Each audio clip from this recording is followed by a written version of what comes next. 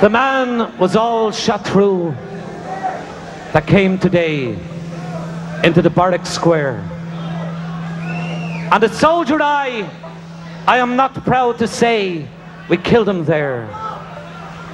They brought him from the prison hospital. And to see him in that chair, I'd swear his smile would far more quickly call a man to prayer. Maybe I don't understand this thing that makes these rebels die. Yet all men love freedom and the spring clear in the sky. I wouldn't do this deed again for all that I hold by, as I gaze down my rifle at his breast, but then a soldier I. They say he was different, kindly too apart from all the rest, a lover of the poor, his wounds ill-dressed. He faced us like a man who knew a greater pain than blows or bullets ere the world began. Died he in vain? Ready, present, and him just smiling. Christ, I felt my rifle shake. His wounds all open, and around his chair a pool of blood. I swear his lips said, fire, before my rifle shot that cursed lead. And I was picked to kill a man like that, James Connolly.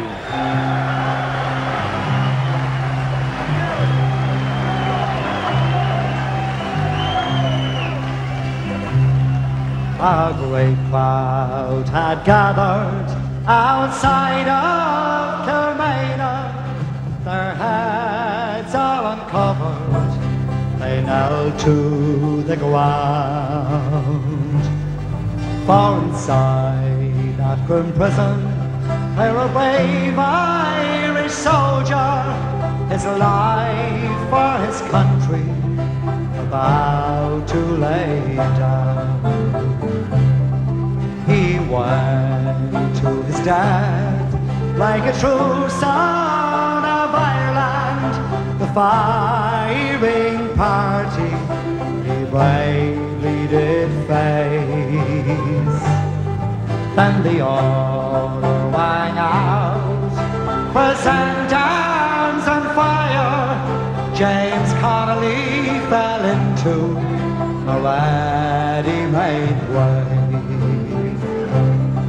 The black flag was hoisted, the cruel deed was over.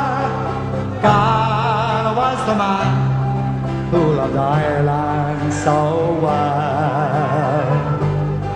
There was many a sad heart in Dublin that morning when they murdered James Connolly, the Irishman.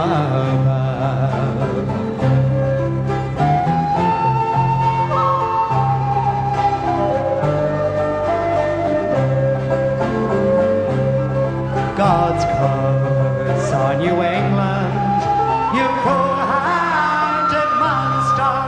Your deeds they would shame all the devils in hell. There are no flowers blooming, for the shamrock is growing on the grave of James Connolly, the Irishman.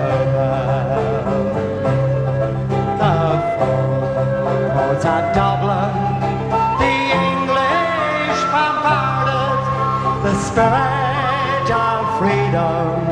They tried hard to quell, but above all the din rose the cry of surrender. 'Twas the voice of James Connolly, the